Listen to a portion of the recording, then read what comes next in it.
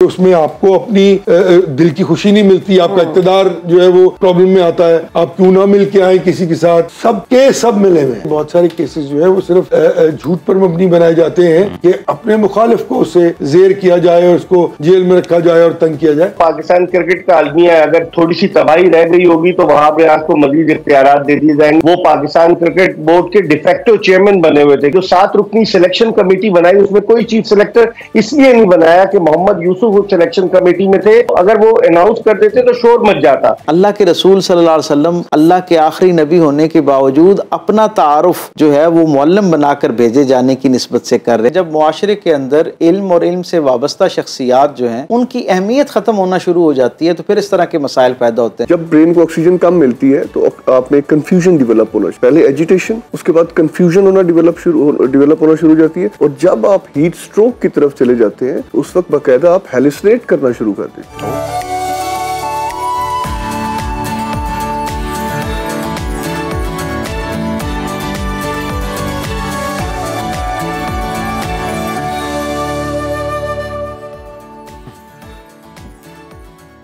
बिस्मिल्लाहिर्रहमानिर्रहीम, अस्सलाम वालेकुम, गुड मॉर्निंग, वेलकम टू सुनो पाकिस्तान। मैं हूं आपका होस्ट अजीम राना और मेरे साथ मौजूद हैं शहरबानो आवान। उम्मीद आप ठीक होंगे, खैरियत से होंगे और हमारा प्रोग्राम देख रहे होंगे। शिद्दत की गर्मी पड़ रही है, मौसम की बात कर लेते हैं क्योंकि मौसमी असरात से हम सब कहीं ना कहीं इफ़ेक्ट हो रहे हैं। वादिये कागान की अगर हम बात करें तो जून के महीने में वहाँ पर गैर मुतवक्के तौर पर बर्फबारी हो रही है। मतलब ऐसा कभी नहीं सुना कि नारान या खगान में जून में वहाँ पर बर्फबारी हो रही हो, बल्कि वहाँ कहा जाता था कि जून से अगस्त और सितंबर तक आप वहाँ पर जाएं तो वहाँ पर बर्फ जमी हुई होती है, तो आप इंजॉय कर सकते हैं। और शहरबानो भी बड़ी तादाद में जो सयाह पहुँच चुके हैं वो जा रहे हैं। और मैं तो कई मेरे भी जानने वाले हैं जिनके मैसेजेस आ रहे हैं कि वो लोग वहाँ पर स्नोफॉल देखने आजो अजीम आजो, बड़ा अच्छा मौसम है। लेकिन ये समझ नहीं आ रही कि वेदर का ऐसा पैटर्न कि कुछ इलाकों में, चाहे वो नॉर्दर्न एरियाज हैं, ठीक है वहाँ पर मौसम एज कम्पेयर टू मैदानी इलाके जो है वो ठंडा होता है, लेकिन इतना फर्क नहीं आता कि मैदानी इलाकों में जो दर्जा हरारत है वो 40, 45, 50 तक जा रहा है और नॉर्दर्न एरियाज में बर्फबारी हो रही है। तो जी ये बड़ा ही कह लें अनसर्टन पैटर्न है। देखिए जी क्या बनता है। अगर हम मैदानी इलाकों की बिलखसूस बात करते हैं, वहाँ पर तो गर्मी की ये सूरत हाल है जनाब के कराची के जो कुछ स्टैट्स, कुछ नंबर्स हमारे पास आए शहरबानो, बड़े दिल दहला देने वाले। 6 दिन में गुज़िश्ता जो हैं 400 से ज़ायद अफराद जाँ बाग। Oh my god, 400? जी, बिकॉज ऑफ हीट वेव और हीट स्ट्रोक और इन वजूहात की बिना पर वहाँ पर ये सूरत हाल है। और यही बाकी सूरत हाल भी मैदानी इलाकों में इसी तरह की है। जो है अजीम वो भी मुतासिर हो रहा है। आप घर में जाते हैं, शिद्दत की गर्मी पड़ी होती है, तपश है। और मैं इस जून में ना एक डिफरेंट सा मौसम इसलिए फील कर रही हूँ कि पहले जुलाई और अगस्त में हमें ह्यूमिडिटी महसूस होती थी लेकिन तपश नहीं होती थी क्योंकि मानसून का वेदर होता था, तो आप सिर्फ हब्स से लड़ते थे, गर्मी इतनी नहीं होती थी। अब ये है कि शिद्दत की तपश है, गर्मी है और ऊपर से हब्स भी जो है, ह्यूमिडिटी बहुत ज़्यादा है। फील्स लाइक आपको 52, 50 अबव लग रहा होता है और ह्यूमिडिटी भी आपकी 40 प्लस जा रही होती है या 60 पर पहुंच जाती है, तो बहुत ज़्यादा ह्यूमिडिटी। एक अहम रीज़न इसकी शहरबानो जो इब्तदाई तौर पर समझ आती है वो यही है क्योंकि मैदानी इलाकों में कंस्ट्रक्शन ज़्यादा है, कंक्रीट ज़्यादा है और ट्रैफिक ज़्यादा है, कार्बन एमिशन ज़्यादा है, दरख्त कम है, जिसकी वजह से फिर वेदर है वो इतना एक्सट्रीम है। और नॉर्दर्न साइड पे दरख्त ज़्यादा है, केयर नहीं कर रहे, हम दरख्त उखाड़ते जा रहे हैं, काटते जा रहे हैं, कोई पूछने वाला नहीं है। और इसके साथ साथ ये कि हम अपना कोई ना कोई शरबत निकाल लेते हैं कि ये शरबत पियेंगे तो गर्मी का तोड़ है, लेकिन हम प्रॉपर गर्मी के तोड़ जो है, बेहतरीन तोड़ जो है कि टोटल आपका मौसम जो है बेहतर रहे, संभला रहे, तो ज़्यादा से ज़्यादा दरख्त लगाएं, ज़्यादा ग्रीनरी होनी चाहिए। एक तो बीमारियों से भी आप बचते हैं और सिर्फ पाकिस्तान ही नहीं, इसकी हवा साफ होती है। आपको पता है कि लाहौर तो कई सालों से पहले या दूसरे नंबर पर आलूदा तरीन फजाई एतबार से तीसरे नंबर पर आ रहा है। बिल्कुल ऐसे ही है। और ये इस हवाले से भी ख़तरनाक है कि जो लाइफ एक्सपेक्टेंसी है वो बिकॉज ऑफ बैड वेदर या हवा के साफ ना होने की वजह से वो मजीद नीचे आ जाती है। और मैं एक और चीज़ ऐड करना चाहूँगी, 4-5-6 साल जो है वो लाइफ एक्सपेक्टेंसी लाहौर में बिलखसूस वो कम बिकॉज ऑफ, मैंने पढ़ी थी एक रिपोर्ट, उसमें था कि 7 साल जिंदगी कम 7 साल जिंदगी अगर आप सांस ले रहे हैं लाहौर की इस आलूदा फ़ज़ा में। तो यूके की अगर बात कर लें हम, तो वहाँ पर भी अलर्ट जारी कर दिया गया हीट वेव। और मैं फेसबुक पर देख रही थी, मैंने कहा थोड़ा लाइटर नोट पर बात कर लें कि वहाँ पर 26 टेम्परेचर पे हीट अलर्ट जारी कर दिया गया है और वहाँ पर काफ़ी ज़्यादा उनको गर्मी महसूस हो रही है, 26 टेम्परेचर से 28 टेम्परेचर तक। कबल इस वक्त इंतखाबात भी हो रहे हैं, उसकी वजह से तो नहीं हीट वेव ज़्यादा हो रही है वहाँ पे? तो वहाँ पे फेसबुक पे कुछ जो हमारे माहिरीन हैं मीम्स के, उनका कहना था कि हम तो 26 अपने एसी का टेम्परेचर रखते हैं भाई, कौन सी हीट वेव, कहाँ की हीट वेव, यहाँ पर आओ पाकिस्तान 52 जो है। लेकिन ये बात चलो मजाक की हद तक ठीक है, लेकिन वो बहुत ठंडा एरिया है, वहाँ पर रहने वाले लोग जो है उसी मौसम और इससे पहले के शहर बानो हम सियासी दर्जा हरारत का जिक्र करें तो एक छोटा सा मैसेज, और वो यही कि जहाँ कोशिश हो दरख्त जरूर लगाएं, और बाकी एहतियाती तदाबीर तो आपको पता है कि पीक आवर्स में अवॉइड करें। अगर निकलना बहुत जरूरी है कपड़े पहने, तो बिल्कुल आपने लाइट कलर्स के कपड़े पहनने हैं, कोई गीला कपड़ा सर पर रख लें, छाता ले लें, गर्मी से बचें जी, पानी का इस्तेमाल ज़्यादा करें। तो वो प्रोग्राम में आगे बढ़ते हैं जी और सियासी हालात की बात करते हैं। तो आपको ये बताएं कि दहशतगर्दों के खिलाफ ऑपरेशन से मुतल्लिक हुकूमत ने बड़ा फैसला कर लिया है।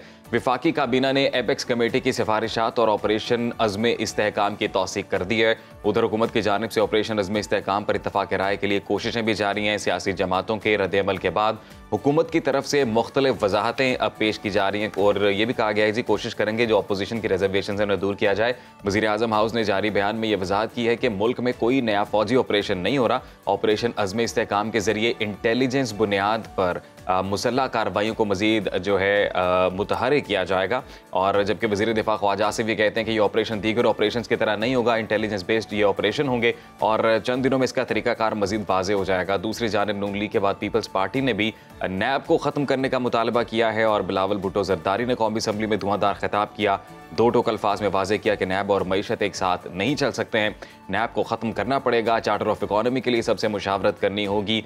और इसके साथ साथ इद्दत निकाह केस से मुतल्लिक भी ये कहा जा रहा है जी कि उसमें भी चांसेस हैं कि बानी पीटीआई जो है वो बरी हो जाएंगे। तो उसके बाद कोई केस ऐसा नहीं है उस पर जिसकी वजह से उन्हें जेल में रखा जाए। तो ये भी एक सिचुएशन साथ साथ डिवेलप होती नजर आ रही है। इसके अलावा मखसूस नशिस्तों का मामला भी, बिल्कुल ये अहम मामलात हैं जो अजीम ने आपको बताए, इन पर बात करेंगे। सीनियर सियासतदान ज़ईम कादरी साहब हमारे साथ मौजूद हैं, वेलकम करते हैं ज़ईम कादरी साहब। अभी मुस्लिम लीग नून कैसे सर? मुस्लिम लीग नून तो कह रहे थे इससे पहले भी कि बंद कर देना चाहिए नैब के दायरे को, अब हम देख रहे हैं पीपल्स पार्टी ने भी कह दिया। बिलावल भुट्टो जरदारी कहते हैं कि मईशत और नैब एक साथ नहीं चल सकते। तो हुकूमत की अगर हम बात करें, ये दोनों जो जमातें हैं इस वक्त रूल कर रही हैं पाकिस्तान में, तो क्यों नहीं फिर ये बंद कर रही, किस चीज़ का इंतजार करें? बिस्मिल्लाहिर्रहमानिर्रहीम। सबसे पहले तो मैं 2 सेकंड आपके उस प्रीवियस टॉपिक पे बात करना चाहूँगा जो आप जिस ग्लोबल वार्मिंग पे आप बात कर रहे थे। मेरे ख्याल में ये इस वक्त पाकिस्तान और दुनिया के हर मुल्क की सबसे बड़ी ज़रूरत है। बर्फबारी हो जाना इस महीने में गिलगित में इज डेंजरस। ये वो चीज़ है कि जो कुदरत की मुनाफी जा रही है और हमने खुद ही इसको इतना तबाह कर लिया है कि अब जिस तरह आपने कहा कि कंबंशन, कंस्ट्रक्शन, पोल्यूटेड एयर, ये सब कुछ हमने करना है। और अगर ये आज से 30 साल पहले किया होता तो आज ये ना होता। बहरहाल फिर भी हमारा कंट्रीब्यूशन कंपैरेटिवली दुनिया के बाकी मुल्कों से कंपैरेटिवली कम है इस ग्लोबल वार्मिंग में। ऑब्वियसली हमने दरख्त तो नहीं लगाए और ना ही हम लगाएंगे, असरात हम पर ज्यादा हैं, असरात हम पे ज्यादा हैं क्योंकि हमने खुद अपने आप को अप्लाई नहीं किया। बहरहाल आपने बात की अभी इस नैब खत्म करने की, तो ये कभी नहीं कोई करेगा। अच्छा, ये अब सब कहते हैं और होनी चाहिए। नैब मेरे ख्याल में रुकावट है सबसे बड़ी पाकिस्तान में इन्वेस्टमेंट में, पाकिस्तान में कारोबार की आज़ादी के लिए।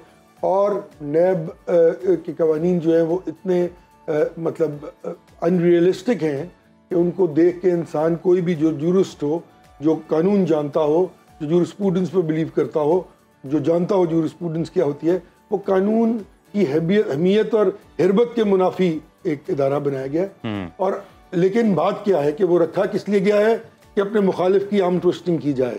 हर वो हुकूमत जो आई है उसने उसको फ़ायदेमंद, अब ये देखें ना, अब कह रहे नहीं, तो जब बिलावल साहब की हुकूमत थी उस वक्त बिलावल साहब ने क्यों नहीं उसको बंद कर दिया? सही। उसके बाद 3 बार इनकी हुकूमत आई, के बाद PMLN की इन्होंने क्यों नहीं ख़त्म कर दिया?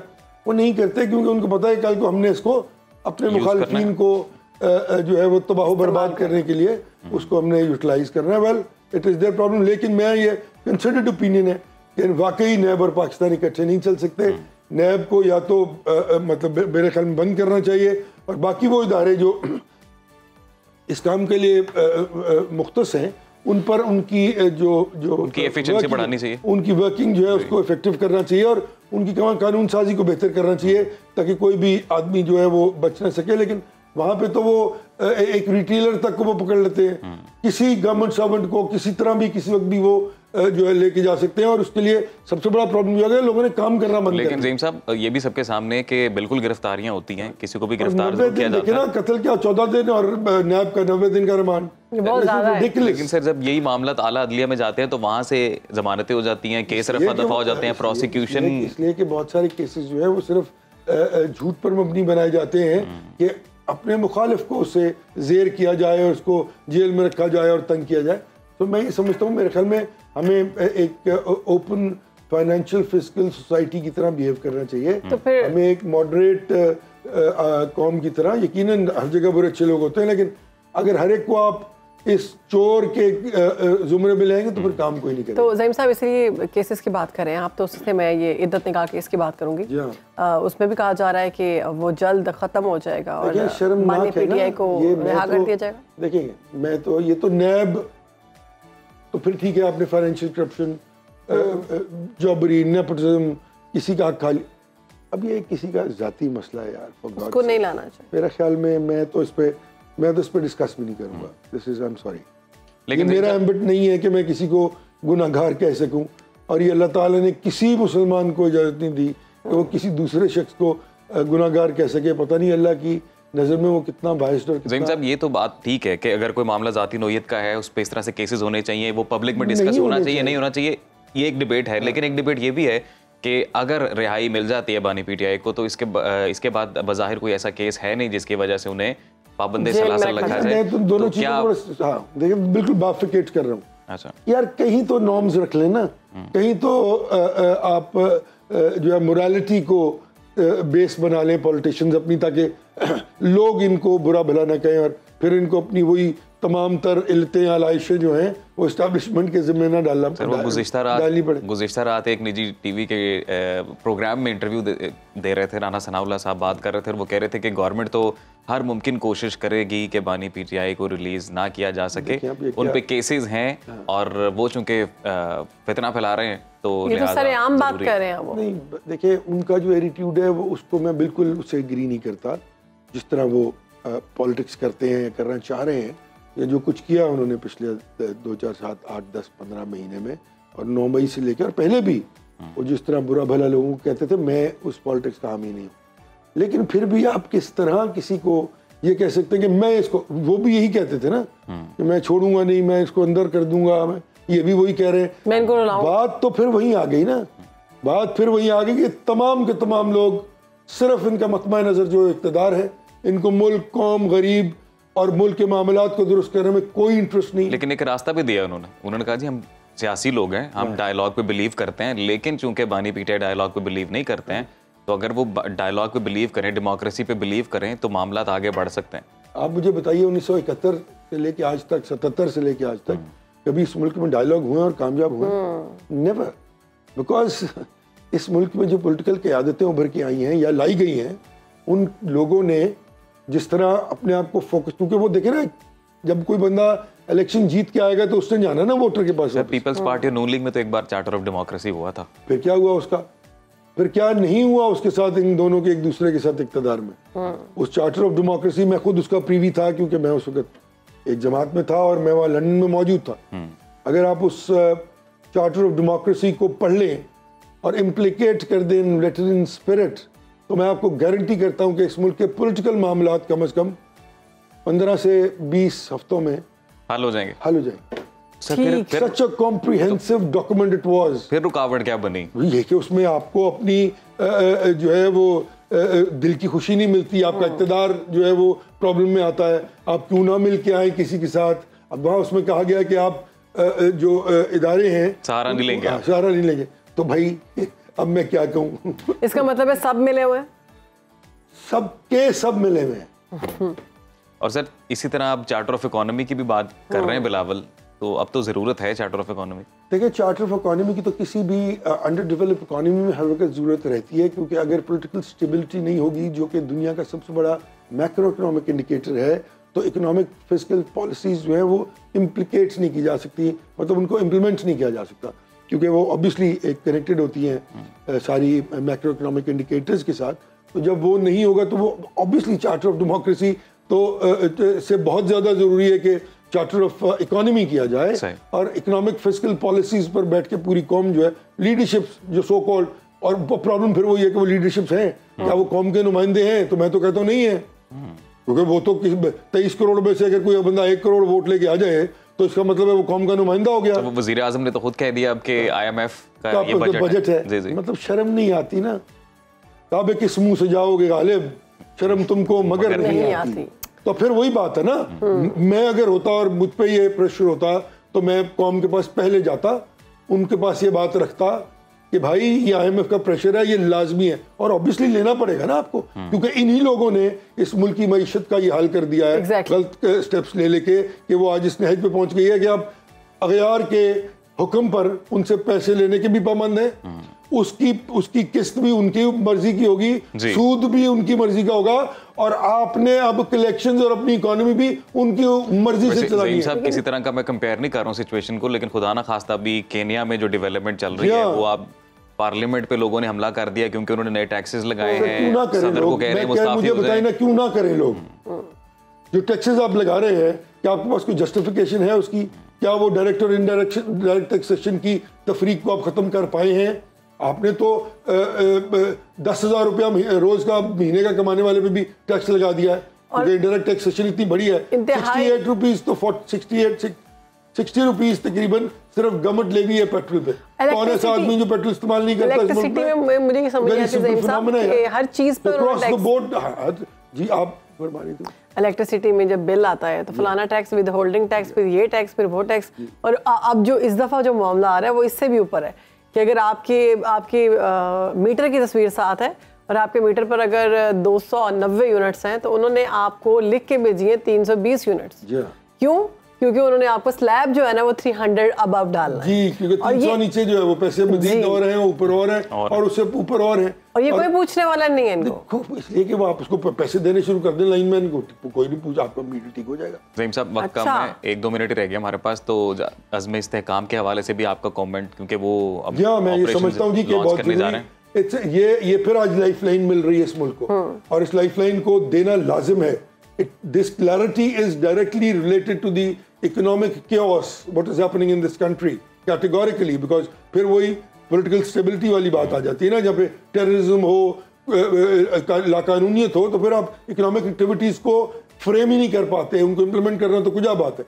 तो मेरे ख्याल में ये ऑपरेशन जो है ये बिल्कुल होना चाहिए, और बहुत लार्ज स्केल पर होना चाहिए, और सबसे बड़ी इसकी जो ज़रूरत है वो ये है कि कोई ऐसा शख्स इसकी इज्जत में ना आए जो इसका जो है वो रद्द-ए-अमल जो जिसका आए, और उन्हीं लोगों पर ये किया जाए जो मुल्क दुश्मन इस मुल्क में बैठे हुए हैं, और वो स्लीपर सेल्स जो बना के बैठे हुए हैं, और जो हिंदुस्तान से अरबों खरबों रुपया लेके पाकिस्तान में जो है वो डिस्ट्रेस जो है वो ला रहे हैं और बैलेंस कर रहे हैं, डिसबैलेंस कर रहे हैं इस मुल्क की सोसाइटी को। कमेंट कर दे। बाबर अवान साहब कह रहे हैं कि मरियम नवाज का फॉर्म 47 का रिजल्ट आने वाला है जल्द, 2 to 3 months में ये हुकूमत खत्म हो जाएगी। कैसी अजीब बात है कि इसका रिजल्ट भी 2 to 3 months में आएगा।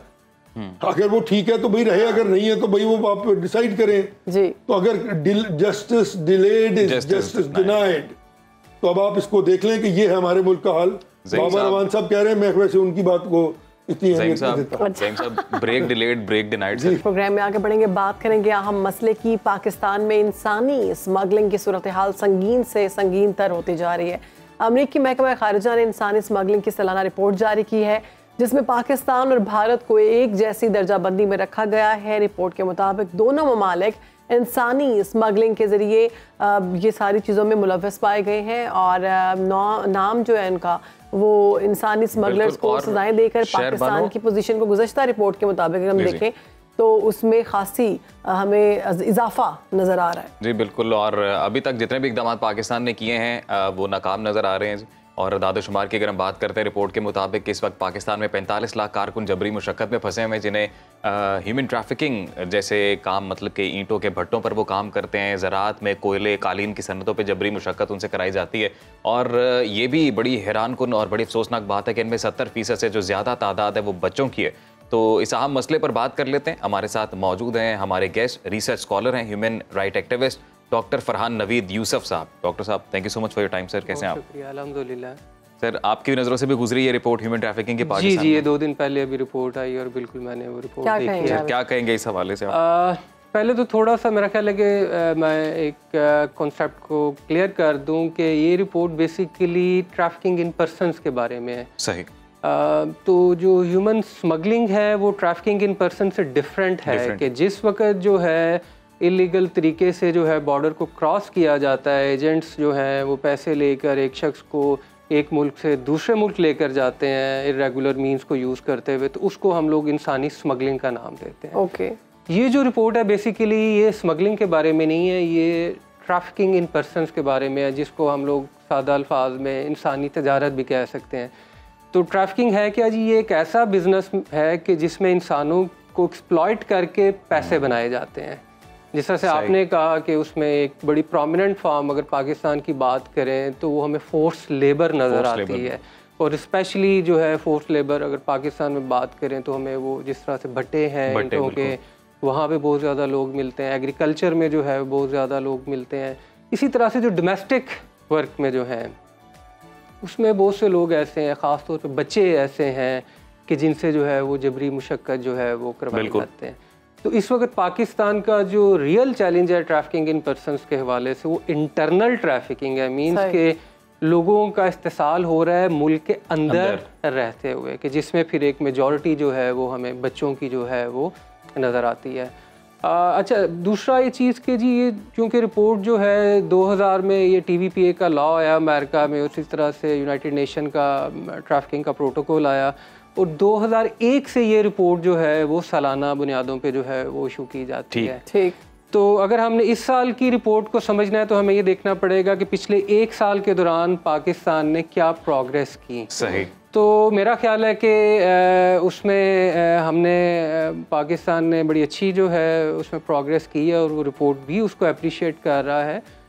Tier 2 में आने का मतलब ये नहीं है कि हम नाकाम हुए हैं, बल्कि Tier 2 ये कह रहा है कि जो इंटरनेशनल स्टैंडर्ड्स हैं हमने उनको मुकम्मल तौर पे तो मीट नहीं किया, लेकिन हमने सिग्निफिकेंट एफर्ट्स जो हैं हम लोग ज़रूर जो है उसमें से कर रहे हैं, और रिपोर्ट अप्रिशिएट कर रही है पाकिस्तान को कि हमने फॉर एग्जांपल इसमें जो है FIA ने जो है एक नेशनल रेफरल मैकेनिज़्म जो है वो बना रहे हैं, वहाँ पे हॉटलाइन आ गई, उसमें फिर जो केसेस जो आइडेंटिफाई हुए हैं उनकी तादाद ज़्यादा है, जो इसी तरह से जिन लोगों को प्रोसिक्यूट किया गया है उनकी तादाद जो है वो ज़्यादा है, उसमें से हज़ारों की तादाद में जो लॉ इन्फोर्समेंट एजेंसीज के लोग हैं उनको पिछले 1 साल के दौरान जो है उनकी कैपेसिटी बिल्डिंग की ये गई जो है।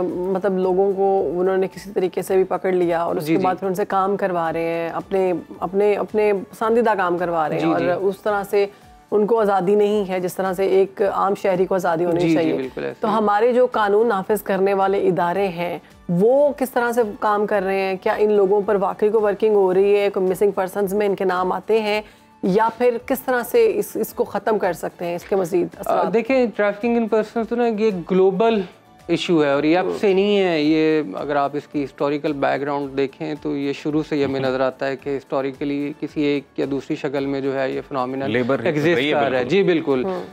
और एक वक्त तो वो था कि जिस वक्त स्टेट सैंक्शन स्लेवरी जो है वो एग्जिस्ट करती है। जी बिल्कुल। तो पाकिस्तान में अगर हम बात करें तो अगेन इसकी डिफरेंट फॉर्म्स हैं, जैसा से अभी थोड़ी पहले हमने बात की कि जबरी मुशक्क़त एक उसकी फॉर्म, इसी तरह से एक बहुत प्रोमिनेंट फॉर्म आपको जो है वो बैगरी बकारी जो ये लोग हैं, ठीक है ना, उनको एक्सप्लॉइट किया जाता है। सेक्सुअल एक्सप्लॉइटेशन है, सम टाइम आप देखें तो लोगों को एक्सप्लॉइट करके उनके जो है ऑर्गन, खास तौर पर गुर्दे जो हैं ये जो है निकाल लिए, ट्रांसजेंडर कम्युनिटी के साथ जो कुछ जी बिल्कुल, वो भी जो है वो वल्नरेबल है। अब इसमें जो देखें जो हमारे पास जो एक्सक्लूसिवली जो इस पे लॉ आया है वो 2018 में लॉ आया है, और वो रिलेटिवली अभी आप देखें तो इतना पुराना कानून नहीं है, और गवर्नमेंट ने जो है इस पे बड़ी रिगरस एफर्ट्स की हैं। लाइक अगर हम पंजाब की बात करें तो पंजाब गवर्नमेंट ने होम डिपार्टमेंट में जो है इसमें बाकायदा प्रोविंशियल लेवल पे भी कमेटीज़ नोटिफाई की हैं, डिस्ट्रिक्ट लेवल पे भी कमेटीज़ हैं, उनके रेगुलर मीटिंग्स होती हैं, वहाँ पे कैपेसिटी बिल्डिंग की जा रही है। बट ये इतना एक सीरियस सोशल इशू है कि टू बी वेरी ऑनेस्ट कि हमें एक्सपेक्ट नहीं करना चाहिए कि ये हम चंद सालों के अंदर, इस पे बहुत ज़्यादा टाइम लगेगा। डॉक्टर साहब, कल्चर हमारा कितना इसमें एडअप कर रहा है चीज़ों को, क्योंकि एक हमारे यहाँ पर वडेरा निज़ाम है जहाँ पर लोग कर्ज ले लेते हैं जब वडेरा से, और तो फिर वो कर्ज चुका नहीं पाते, फिर नस्ल दर नस्ल उनकी फसलों में ईंटों के भट्टों पर काम करना पड़ता है, बॉन्डेड लेबर में जो आता है, डोमेस्टिक वायलेंस भी सबके सामने ही है। तो सर कल्चर कितना एडअप कर रहे हैं? बिल्कुल आप ठीक कह रहे हैं जी, और इसकी बहुत सी ऐसी फॉर्म है कि जो बड़ा क्लोजली जो है निटेड है हमारे सोशो कल्चरल फैब्रिक के अंदर। फॉर एग्जांपल अभी हम बात कर रहे थे, आपने कहा कि जिसमें से 70% बच्चों की तादाद है, तो आप देखें जब हम बात करते हैं कि जी डोमेस्टिक सर्विट्यूड की, तो उसमें एक बहुत बड़ी तादाद है कि जो बच्चों की है, कि अगर आप अपने सराउंडिंग में ही देखें तो आपको कितनी फैमिलीज नज़र आएंगी कि जहाँ पे उन्होंने माइनर्स को जो है वो घरों में वहाँ पे रखा हुआ है और छोटे बच्चों की देखभाल के लिए बिल्कुल बच्चे रखे हैं, और उनके साथ रवैया बहुत खराब होता है। रेस्टोरेंट में चले जाएं, उनको साइड पे खड़ा या बिठाया होता है और खुद बैठे खाना खा। बिल्कुल। तो सवाल यह कि क्या हम लोग इसको जो है बुरा समझते हैं, या हमारे लिए तो बिल्कुल एक नॉर्मलाइज हमने इस एक फिनोमिनन को कर दिया ना। तो इसमें अगर हम लोग ये एक्सपेक्ट करें कि सिर्फ कानून बना देने से, सिर्फ लॉ इन्फोर्समेंट नहीं, हमें फिर एज ए सोसाइटी जो है शायद इसमें अपना रोल प्ले करना है। हम बताएं कि अवेयरनेस की कितनी कमी है और हमें कितनी ज़रूरत है इस चीज़ के बारे में लोगों को अवेयर करने की। जी बहुत ज़्यादा ज़रूरत है। और किस तरह से कर सकते हैं? और इसमें जो है अगेन हमें जो डिफरेंट स्टेक होल्डर्स हैं, उसमें जो है आपके सर्विस प्रोवाइडर्स हैं, उसमें फॉर एग्जांपल एकेडेमिया आपका है, आपकी जो लोकल कम्युनिटीज़ है, और ख़ास तौर पे जो वल्नरेबल ग्रुप्स हैं, जिस तरह से आपने बात की ट्रांसजेंडर के, वो वल्नरेबल, इसी तरह से जो लोग डिस्प्लेस्ड पर्सन्स हैं, एग्जैक्टली ठीक है ना, कि चाहे वो नेचुरल डिजास्टर्स की वजह से हैं या रेफ्यूजीज हैं, जी रेफ्यूजीज हैं, तो अगेन वो बहुत वल्नरेबल पॉपुलेशन है। इसी तरह से जो लोग जो हैं बहुत ज़्यादा गुर्बत के अंदर रह रहे हैं, तो वो बड़ा सॉफ्ट टारगेट बनते हैं ह्यूमन ट्रैफिकर्स का। तो हमें पर्टिकुलरली उन कम्युनिटीज़ को टारगेट करके वहाँ पे उनको अवेयरनेस देने की ज़रूरत है कि अगर आपको कोई जॉब का झांसा देता है, बाहर लेके जाने का झांसा देता है, सजा है जी जी जी जी बिल्कुल। इसमें जो हमारा लॉ बता रहा है कि इसमें 7 साल जो है, अगर ट्रैफिकिंग इन पर्सन हो रहा है तो उसमें 7 साल तक सजा हो सकती है, 1 मिलियन फाइन है। लेकिन अगर ये क्राइम बच्चे या औरत के खिलाफ किया जा रहा है तो वो सजा फिर 10 साल तक जो है हो सकती है। Thank you so much doctor साहब, बहुत शुक्रिया आपके वक्त का, आपने बड़ी जरूरी इन्फॉर्मेशन आपने दी है जी, और वाकई वल्नरेबल कम्युनिटी को प्रोटेक्ट करने की जरूरत है। अब बात करेंगे गर्म मौसम के हवाले से और इंसानी मिजाज और रवैये से क्या ताल्लुक है गर्म मौसम का। आपने गर्मी में ये सुना होगा कि गर्मी खा रहा है ये बहुत, और इसको तप चढ़ी रहती है, मिजाज में बड़ी गर्मी है, पारा इसका हाई रहता है, खून में इसकी बड़ी गर्मी है, जैसे मुहावरे हमने अक्सर सुने हैं। इन मुहावरों का इस्तेमाल इस बात का सबूत है कि गर्म मौसम हमारे तर्ज अमल को मुतासर करता है। हर साल जैसे ही पारा चढ़ने लगता है हमारे इज्तिमाई मिजाज में भी उतनी गर्मी आना शुरू हो जाती है। इसकी बेहतरीन मिसाल सड़कों पर नज़र आती है। ट्रैफिक जैम में बिला वजह हॉर्न बजाना, गालम गलोच करना, बेसब्री, बदमिजाजी के वाक़यात अक्सर देखने को मिलते हैं। आप रोड पर गर्मी में बस निकलें। एक तहकीक के मुताबिक दुनिया भर में पुरतशद्दुद तहरीकों का आगाज़ भी मौसम गर्मा में होता है, और सहाफ़ी जब रिपोर्टिंग करते हैं सख्त गर्मी में खड़े होकर तो वो मनफी अल्फाज का भी इस्तेमाल कर जाते हैं। लोग जल्दी गुस्से में आ जाते हैं, नौकरियां छोड़ देते हैं। इसके अलावा गर्मी के मौसम में ही खुदकुशी के वाक़यात भी हम देखते हैं कि उनमें इजाफा होता है। तो गर्म मौसम हमारे दिमाग और मिजाज पर किस तरह और किस हद तक असरअंदाज होता है, जानेंगे हमारे अगले मेहमान से। बिल्कुल, डॉक्टर काशिफ सुल्तान साहब हमारे साथ मौजूद हैं। डॉक्टर काशिफ सुल्तान साहब जो कि न्यूरोसर्जन भी हैं और बतौर असिस्टेंट प्रोफेसर अल्लामा इकबाल मेडिकल कॉलेज में खिदमत सर अंजाम दे रहे हैं, आज हमारे प्रोग्राम में मौजूद हैं। अस्सलाम वालेकुम, गुड मॉर्निंग सर, कैसे हैं आप? Thank you. तो डॉक्टर साहब, गर्म मौसम का गर्म मिजाज से कितना ताल्लुक है सर? और ये वाकई दिमाग पे असरअंदाज होता है? जी बिल्कुल, बहुत गहरा ताल्लुक है। जो इसको हम आम जुबान में हीट स्ट्रोक कहते हैं जी, ये बिल्कुल ही एक फाइनल टर्म है। यहाँ पे आके गर्म मौसम की शिद्दत जितना बुरी तरह असरअंदाज हो सकती है, उसका जो लास्ट है वो हीट स्ट्रोक है, जिसको हम यूजुअली आमतौर पे इस्तेमाल करते हैं। जबकि हीट स्ट्रोक उतना ज़्यादा देखने को नहीं मिलता, ये बिल्कुल ही फाइनल स्टेज है। इससे पहले की जो 2 स्टेजेस हैं उनमें आपकी हीट एग्जॉस्शन आती है। If somebody is exhausted with heat, तो उसके इम्पैक्ट जो है पूरी बॉडी पे पड़ते हैं, इंक्लूडिंग द ब्रेन। बाकी जो इम्पैक्ट्स हैं, सोडियम वॉश आउट हो जाता है बॉडी से, पोटेशियम कम होना शुरू हो जाता है, ओवरऑल आप डिहाइड्रेट हो जाते हैं, किडनीज ड्राई होना शुरू हो जाती है, हार्ट बीट तेज होती है, ब्लड प्रेशर लो हो जाता है।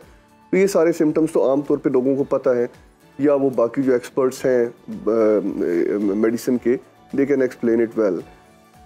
लेकिन उसके साथ जो उसका ब्रेन पे इफेक्ट पड़ता है एग्जॉस्शन का, वो ये होता है कि आप में एजिटेशन आ जाती है, heat exhaustion, heat exhaustion, agitation आ जाती है, यू गेट एजिटेटेड, आपको गुस्सा आना शुरू हो जाता है, आपको खुद भी फील नहीं हो रहा होता कि छोटी छोटी चीज जो है वो आप पे बहुत ज्यादा रूड हो रहे होते हैं, आप रूड हो रहे होते हैं। अच्छा, उसके बाद आहिस्ता आहिस्ता आप में कंफ्यूजन डेवलप होना शुरू हो जाती है, क्योंकि ब्लड प्रेशर जब लो हो रहा होता है तो ब्रेन को भी ब्लड सप्लाई कम हो रही है, ब्रेन में भी ऑक्सीजन कम होना शुरू हो जाती है। जैसे आप जहाज पे सफर कर रहे हो तो कहते हैं ऑक्सीजन मास्क, आप मुख्तलिफ मूवीज बनी हुई है, मूवीज अगर आप देखें तो ऑक्सीजन जब कम होती है तो वो उन मुसाफिरों में दिखाते हैं कि पहले वो कंफ्यूज हो रहे हैं, और वो जब ब्रेन को ऑक्सीजन कम मिलती है तो आप में कंफ्यूजन डेवलप होना, पहले एजिटेशन, उसके बाद कंफ्यूजन होना डेवलप होना शुरू हो जाती है, और जब आप हीट स्ट्रोक की तरफ चले जाते हैं तो उस वक्त बाकायदा आप हेलुसिनेट करना शुरू कर देते हैं। अच्छा, यानी आपको चीजें नजर आना शुरू हो जाती हैं। देख रहे हैं कि हज पर 1000 प्लस लोग जो हैं वो जहाँ बहक हो चुके हैं, शहीद हो गए हैं हज के फौरन बाद गर्मी की शिद्दत से। ये किस तरह से असर करता है? और कराची में 400 से ज़्यादा लोग जो हैं वो हीट स्ट्रोक का शिकार हुए।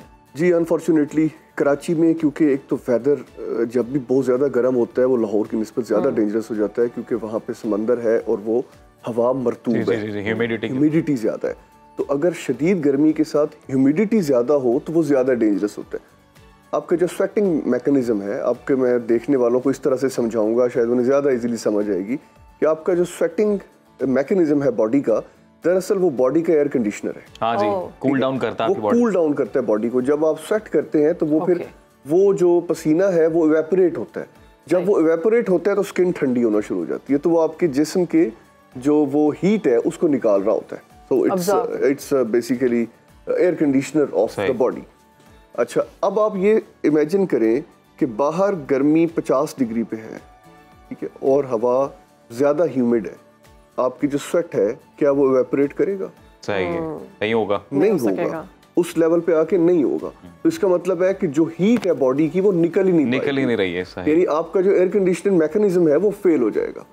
तो इसलिए जब भी आपको ऐसा कोई जगह पर आप हों कि आपको लगे कि आप एग्जॉस्ट होने लग गए हैं, कंफ्यूजन डेवलप हो रही है, एजिटेट हो रहे हैं, ब्रेन के सिम्टम्स का ये फायदा है कि जल्दी समझ आ जाती है। अगर आप समझ लें कि मैं एग्जॉस्ट हो गया, अब कहीं खुदा न खास्ता मैं हीट स्ट्रोक या सन स्ट्रोक की तरफ ना चला जाऊं, फौरन किसी शेडी एरिया की तरफ जाए, फौरन पानी पिए, और याद रखें कि पानी बिल्कुल भी इकट्ठा ज्यादा नहीं पीना। बिल्कुल, अगले 1 घंटे में आपने एक सिप करके लेते रहना है, ताकि थोड़ा थोड़ा करके आप खुद को हाइड्रेट करते रहें और किसी महफूज जगह पे पहुंचे। एक और रिपोर्ट मैंने पढ़ी है, उसमें यह था कि सबसे ज्यादा जो DNCs होती हैं, यानी मतलब खवातीन के साथ जो मसाइल होते हैं प्रेगनेंसी में कि बच्चा उनका पेट में ही ख़त्म हो जाता है, वो गर्मियों में होते हैं। तो क्या गर्मी इफेक्ट करती है? देखिए, अगर तो हीट स्ट्रोक है या सीवियर डिहाइड्रेशन है, सीवियर डिहाइड्रेशन, टैकीकार्डिया, वो बिल्कुल ये कर सकता है। उससे यूट्रस के क्रैम्प्स बढ़ सकते हैं, कि उसमें वो यूट्रस के भी मसल्स हैं, स्मूथ मसल्स हैं, और उसके क्रैम्प्स बढ़ सकते हैं। उससे खुदा न खास्ता बच्चे के नुकसान होने का खतरा हो सकता है, क्योंकि ह्यूमन फिजियोलॉजी से जब भी आप बाहर निकलेंगे तो it will create a problem. Doctor साहब, वक्त कम है, आपका कमेंट, आपकी चूंकि एक्सपर्टीज है हेड इंजरी के हवाले से भी, तो हम चाहते हैं कि उस हवाले से भी आप कोई कमेंट करना चाहें। हेड इंजरी के हवाले से मैं हमेशा ये कहता हूँ, प्लीज़ अपने चैनल्स पे, अपने अखबारात में एक बहुत बड़ी कैंपेन चलाएं।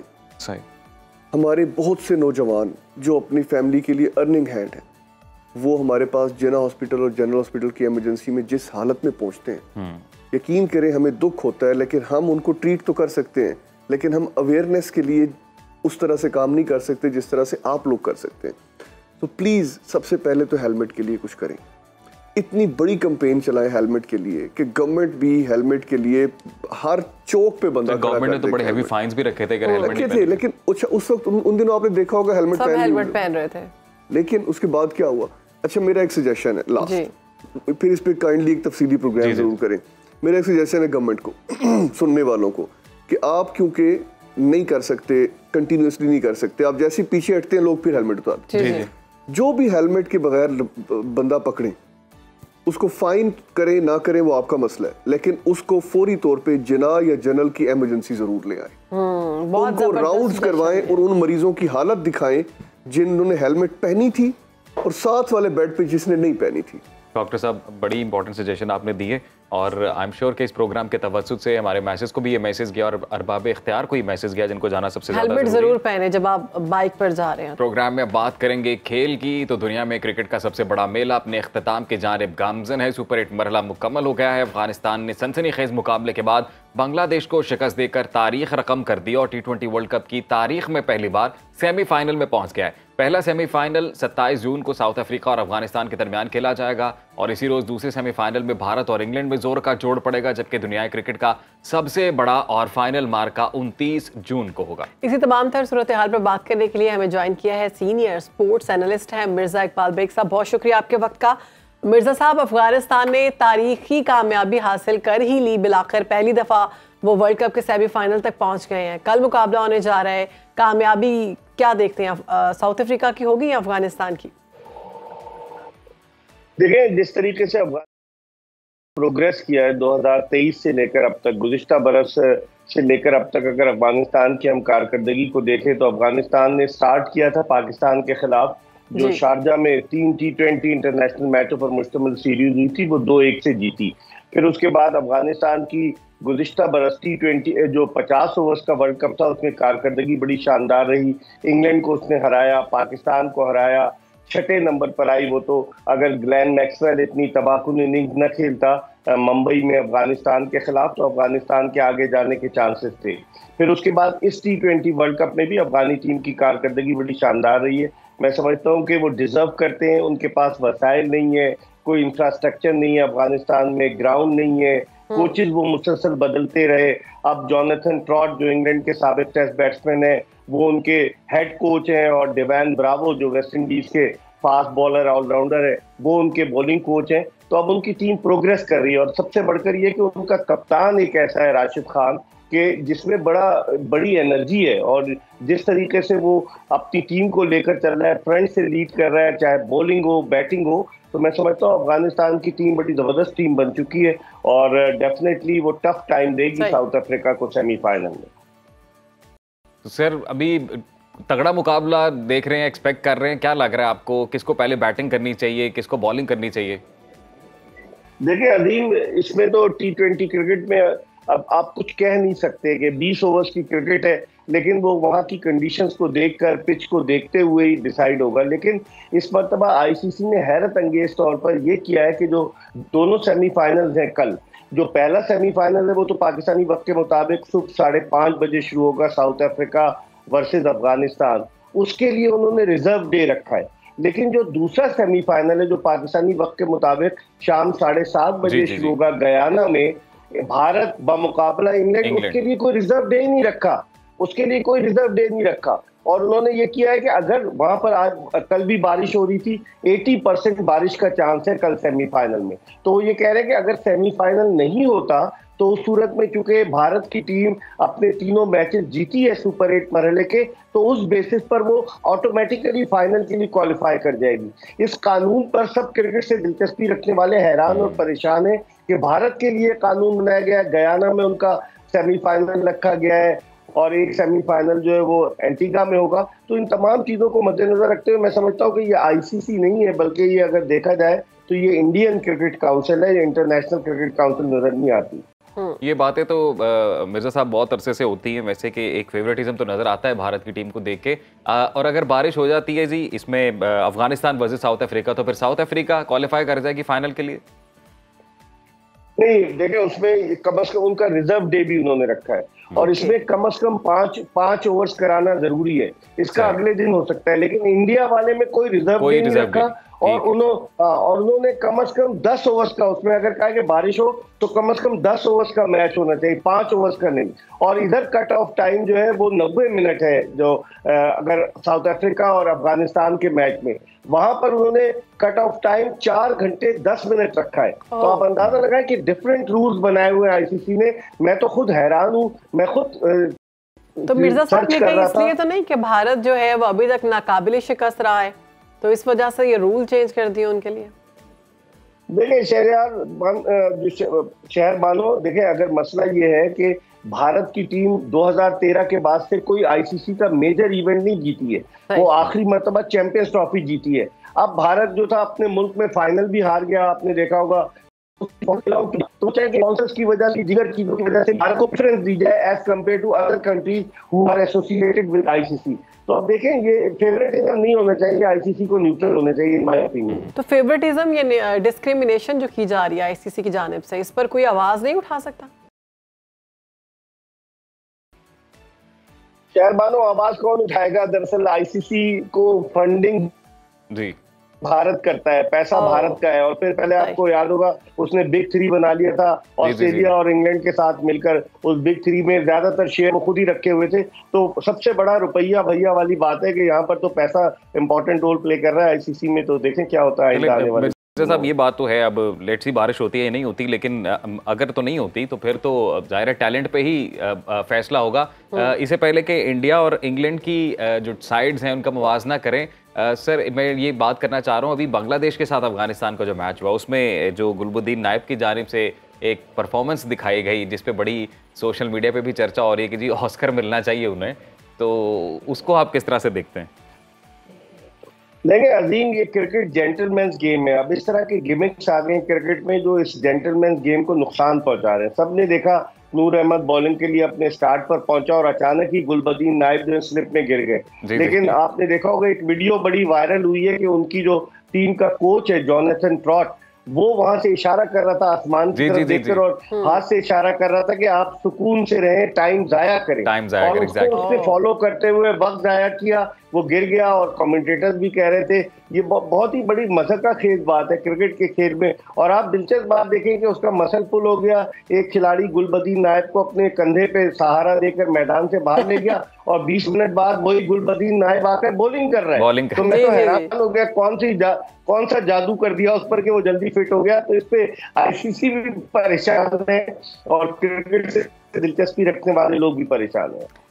मिर्जा साहब, ये इतलात ये भी आ रही हैं कि चीफ सेलेक्टर वहाब रियाज को मजीद इख्तियारात मिलने वाले हैं, तो ऐसा कौन सा उन्होंने गैर मामूली कारनामा सर अंजाम दिया है जो उनको ये मजीद इख्तियारात बढ़ाए जा रहे हैं? देखिए शहरबानो, ये तो पाकिस्तान क्रिकेट का अलमिया है। अगर थोड़ी सी तबाही रह गई होगी तो वहाब रियाज को मजीद इख्तियारात दे दिए जाएंगे, वरना वो पाकिस्तान क्रिकेट बोर्ड के डिफेक्टिव चेयरमैन बने हुए थे। क्योंकि चेयरमैन साहब इतने मसरूफ होते हैं, उनके पास वजारत दाखिला और इंसदाद मंशियात का भी चार्ज है, तो वहाब रियाज सब कुछ कर रहे थे। अब आप देखें ना कि जो 7 रुकनी सिलेक्शन कमेटी बनाई उसमें कोई चीफ सेलेक्टर इसलिए नहीं बनाया कि मोहम्मद यूसुफ उस सिलेक्शन कमेटी में थे और वो 90 टेस्ट खेले थे, पाकिस्तान के कप्तान थे। वहाब रियाज सिर्फ 27 टेस्ट मैच खेले और उनको अगर वो अनाउंस कर देते तो शोर मच जाता। तो वो अनऑफिशियल गैर एलानिया जो थे चीफ सेलेक्टर भी थे। फिर उन्हें पाकिस्तानी टीम का सीनियर मैनेजर बनाकर भेज दिया गया टीम के साथ। फिर उसके बाद उन्होंने वहां पर आप देखें डैलस में जो खबरें आई कि $25 देकर लोग जा रहे थे कव्वाली नाइट में और पाकिस्तानी क्रिकेटर्स के साथ सेल्फियां बना रहे थे। एज अ मैनेजर वो नाकाम रहे। खिलाड़ी 1-1 बजे रात को वापस होटल लौट रहे थे, कोई डिसिप्लिन नहीं था। तो इतनी सारी खराब पार्टियां इतनी सारी खराब कारकर्दगी के बावजूद अगर उनको और उनके इख्तियारात में इजाफा किया जाएगा तो ये पाकिस्तान क्रिकेट का अलमिया होगा। इससे ज्यादा मोहसिन नकवी साहब तो कह रहे थे मेजर सर्जरी की जरूरत है, यहाँ पर तो ये कामयाबियां मिल रही हैं इनको। मेरे ख्याल में ये सर्जरी का जो शोशा छोड़ा गया ये इसलिए कि अवाम के जज्बात को थोड़ा क्या किया जाए, क्योंकि इंडिया के खिलाफ, भारत के खिलाफ अगर 120 रन आपकी टीम नहीं कर सकती, आप 6 रन से हारेंगे तो लोगों में के जज्बात तो मुश्किल होना लाजमी सी बात है, क्योंकि लोग क्रिकेट से प्यार करते हैं। पाकिस्तान जी सिग्नल्स का मेरे ख्याल से कोई मसला आ रहा है, अभी कोशिश कर रहे हैं दोबारा से मिर्जा इकबाल साहब को रिकनेक्ट किया जाए। तो ये जो बात उन्होंने की है इस वक्त के जो अहम मार्का होने जा रहा है, और सेमीफाइनल्स के हवाले से जो एक बड़ी अहम उन्होंने तवज्जो दिलाई रिजर्व डे के हवाले से कि रिजर्व डे रखा गया है जनाब अफगानिस्तान और साउथ अफ्रीका सेमीफाइनल के बाद, लेकिन इंडिया और इंग्लैंड के बाद कोई रिजर्व डे नहीं है और डायरेक्ट फाइनल होने वाला है। और इन केस अगर बारिश हो जाती है तो फिर इंडिया चूंकि अब तक बेटर परफॉर्मेंस रही उसकी इस पूरी वर्ल्ड कप सीरीज में, तो बिल्कुल तो इसी बुनियाद पर वो डायरेक्ट जो है क्वालिफाई कर जाएगी लेकिन फाइनल के। उन्होंने ये भी बताया कि डिस्क्रिमिनेशन और फेवरेटिज्म की सूरत हाल देखने में आ रही है कि वहाँ पर कहा गया है कि कम से कम 5 ओवर्स किए जाएं साउथ अफ्रीका और अफगानिस्तान के मैच में, और यहाँ पर कहा गया है कि 4 आवर्स और समथिंग। बिल्कुल, क्योंकि रिजर्व डे नहीं रखा गया, रिजर्व डे भी नहीं रखा गया बिल्कुल। तो ये एक बात तो है जी, और लेट्स सी कि अब ये ऊंट किस करवट बैठता है, और आई एम श्योर कि एक तगड़ा मुकाबला देखने को तो मिलेगा। और जो मेजर सर्जरी की बात की जा रही थी, मेजर सर्जरी जो है उस पर कहा जा रहा है कि ये बात जो है ये अब हवा में उड़ा दी गई है। उस वक्त आवाम को रिलैक्स करने के लिए, ठंडा करने के लिए कहा गया, क्योंकि पाकिस्तान की जो टीम है वो 120 रन ना बना सकी भारत के खिलाफ। तो मुझे शर्मानो वैसे पता है मेजर सर्जरी क्या है? वो है डोमेस्टिक क्रिकेट।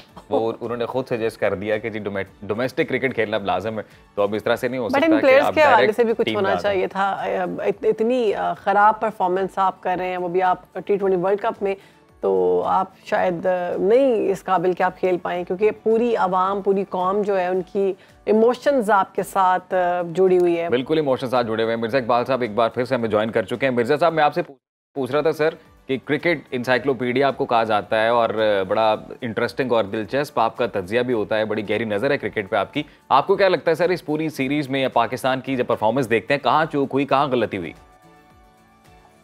अजीम, देखें, इसमें सबसे बड़ी गलती जो आपने टीम का इंतखाब किया था, एक 7 रुकनी सिलेक्शन कमेटी ने बैलेंस टीम नहीं थी। 15 खिलाड़ियों का जो इंतखाब किया गया उसमें 5 ओपनर्स थे, उसके अलावा 5 फास्ट बॉलर्स थे, 2 मिडिल ऑर्डर बैट्समैन थे, और अगर आप ओवरऑल देखें तो उस टीम में 3 विकेट कीपर्स थे। तो आपकी ओपनिंग स्पिनर्स कौन थे? 2 स्पिनर्स आपके पास, शादाब खान और इमाद वसीम। मिडिल ऑर्डर में जानबूझकर आपने नई लोगों को, जो डिजर्विंग था, सलमान अली आगा, उसको नहीं रखा, अब्दुल्ला शफीक, बहुत सारे ऐसे प्लेयर थे। तो टीम का चूंकि बैलेंस नहीं था, उसकी वजह से आपकी कारकर्दगी पर फर्क पड़ा, और दूसरे कप्तानी इतनी अच्छी नहीं हुई। अगर आप बाबर आजम का कंपैरिजन करें राशिद खान के साथ, तो आप देखें कितनी एनर्जेटिक कप्तानी कर रहा था राशिद खान, बार बार मूव कर रहा था, लेकिन और रोहित शर्मा भी बहुत अच्छी कप्तानी कर रहा है, लेकिन हमारे कप्तान ने अब तक नहीं सीखा। 2019 से के वर्ल्ड कप के बाद से बाबर आजम पाकिस्तान के कप्तान है। तो ये सारे फैक्टर्स, फिर टीम का डिसिप्लिन नहीं था, जो एक जूनियर आदमी जो वहाब रियाज, जो 1 साल 2 साल पहले तक पाकिस्तानी टीम के इन्हीं खिलाड़ियों के साथ खेलते रहे, उनको आपने सीनियर मैनेजर बना दिया, तो वो कोई फासला जो है बिल्कुल खत्म हो गया। तो वो बहुत सारे फैक्टर्स थे। अब ये रिपोर्ट जमा कराएंगे गैरी कर्स्टन, आपने देखा होगा कि उनकी एक बातचीत भी लीक हो गई। वो ड्रेसिंग रूम में बात कर रहे थे गैरी कर्स्टन के पाकिस्तानी टीम में इत्तेहाद नहीं है, खिलाड़ी अपने लिए खेलते हैं, तो किसी ने वो खबर भी लीक कर दी, हालांकि उन्होंने कोई प्रेस कॉन्फ्रेंस नहीं की, कोई स्टेटमेंट नहीं दिया। तो इसका मतलब है कहीं ना कहीं गलतियां हैं, और पीसीबी के चेयरमैन मोहसिन नकवी साहब को इन तमाम गलतियों का अजाला करना पड़ेगा, बजाय इसके कि आप गद्दाफी स्टेडियम की, ठीक है अच्छा काम किया, आपने बिल्डिंग गिरा दी, चैंपियंस ट्रॉफी की आप तैयारी कर रहे हैं, आप डोमेस्टिक क्रिकेट में आप वही नई बोतल है पुरानी शराब, वही लोग उनके साथ मौजूद हैं जो डोमेस्टिक के चीजें चेंज करना चाह रहे हैं। तो जरा सा अगर वो इस पर कंसंट्रेट करें तो I think Pakistan cricket can be better. Talent बहुत है हमारे पास। बिल्कुल ठीक है, बहुत शुक्रिया आपका। हमारे साथ मौजूद थे सीनियर एनालिस्ट मिर्जा इकबाल बेग साहब, और वो इस हवाले से बता रहे थे कि हमारे पास टैलेंट तो बहुत है लेकिन उसकी कदर नहीं है और सिलेक्शन भी ठीक नहीं हुई। प्रोग्राम में आगे बढ़ेंगे, बात करेंगे बच्चों की नफ्सियाती सेहत के हवाले से, जो कि बहुत ज़रूरी है। आजकल छुट्टियां चल रही हैं और वालिदैन ने बच्चों को मसरूफ़ रखने के लिए मोबाइल थमा दिए कि लो जी इंजॉय करो, अय्याशी करो, और यही टाइम है, कोई बात नहीं, छुट्टियाँ। वैसे वालिदैन भी ख्याल रखते हैं कि बच्चे बहुत ज़्यादा स्क्रीन टाइम ना यूज़ करें, और नौबत यहाँ तक पहुँच चुकी है कि बच्चे छुट्टियों का काम करने के बजाय मोबाइल फ़ोन पकड़ते हैं, AI से हेल्प लेते हैं, और उसके बाद अपना सारा काम जो है ना वो इस्तेमाल करते हैं, और उसी AI को इस्तेमाल करते हुए करते हैं। अब वो AI का फ़ायदा भी है, नुकसान भी साथ है। अब बच्चे को ये इस चीज़ का अंदाज़ा नहीं है कि किस तरह से इस्तेमाल करना है, कौन सी चीज़ सामने आनी चाहिए, कौन सी नहीं।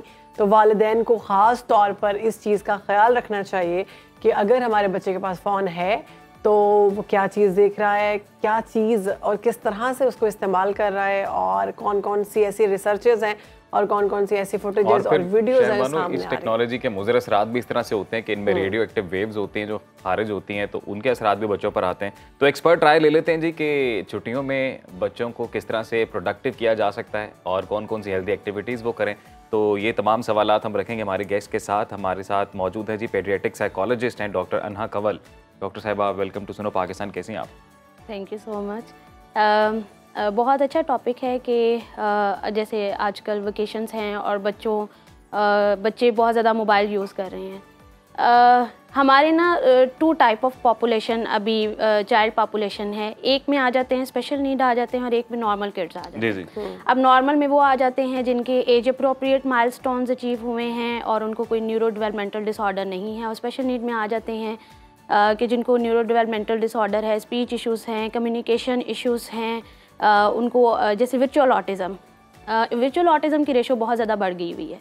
बच्चा नॉर्मल था लेकिन एक्सेसिव स्क्रीन यूज़ कर रहा था और बहुत ज़्यादा स्क्रीन यूज़ करने की वजह से उसके जो बिहेवियर हैं वो कंप्रोमाइज़ होना शुरू हुए, मैल अडेप्टिव बिहेवियर्स हुए और वो ऐसे उसके सिम्टम्स जो हैं वो ऐसे लगना शुरू हो गए जैसे ऑटिज़म है। तो जब मेरे पास पेरेंट्स मोस्टली आते हैं और वो कहते हैं कि मेरे बच्चे को ऑटिज़म स्पेक्ट्रम डिसऑर्डर है, तो जब हम उसकी सारी असेसमेंट करते हैं तो हमें पता चलता है कि वर्चुअल ऑटिज़म है। क्यों हुआ? एक नॉर्मल बच्चे ने मोबाइल यूज़ करना बहुत ज़्यादा यूज़ करते हैं तो उसके सिम्टम जो हैं ऑटिज़म स्पेक्ट्रम डिसऑर्डर के साथ मिलते हैं। तो ये आजकल बहुत ज़्यादा इश्यूज़ आ रहे हैं। अभी जो मेरे पास रिपोर्ट हो रहे हैं, ये जब से वेकेशन स्टार्ट हुई हैं मेरे पास 6 केसेस रिपोर्ट हुए हैं और उन 6 में उनके बिहेवियरल इश्यूज़ के लिए पेरेंट्स लेके आए हैं जी। इनको स्लीप प्रॉब्लम बहुत ज़्यादा है, ये सो नहीं पा रहे बच्चे और इनके बिहेवियरल इश्यूज़ बहुत ज़्यादा है। अब बिहेवियर इशू क्या है कि सबसे पहले तो उन्होंने मोबाइल बहुत ज़्यादा यूज़ करना शुरू कर दिया। और अभी परसों एक बच्चा आया हुआ था, वो जैसे ही जागता है वो कहते हैं सबसे पहले इसने मोबाइल यूज़ करना होता है, देखना होता है। तो क्या डॉक्टर साहब बच्चों में ये एंग्जाइटी और डिप्रेशन भी हो रहा है? यस, बहुत ज़्यादा ये रेशो बहुत ज़्यादा बढ़ रही है।